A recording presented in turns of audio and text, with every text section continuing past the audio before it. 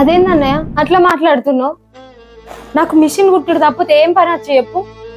నేను పాపను స్కూల్కి ఎట్లా పంపాలి, బుక్కులు ఎట్లా కొనాలి, ఈ ఇల్లు ఎట్లా గడుతుంది? నాకు మిషన్ కుట్టుడు తప్పితే ఇంకేం పని రాదన్నయ్య. నేను పెద్ద పెద్ద చదువులు కూడా ఏం చదువుకోలేదు.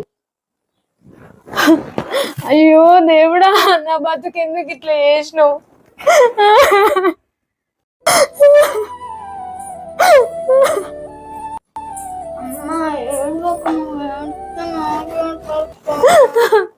ఏం చేయాలో చెప్పు.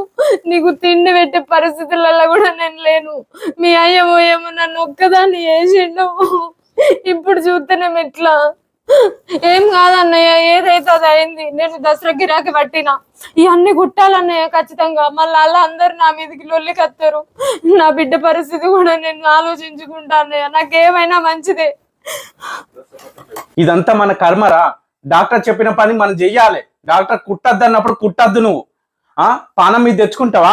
ఉన్న పాపకు కూడా దూరం అవుతావా? అలా అయ్యే దూరం అయినట్టు నువ్వు ఇంకోసారి మిషన్ కుట్టద్దు. అనారోగ్యం పాలైనా అనుకో, లక్షలు లక్షలు పెట్టి హాస్పిటల్ ఎవరు భరించాలి?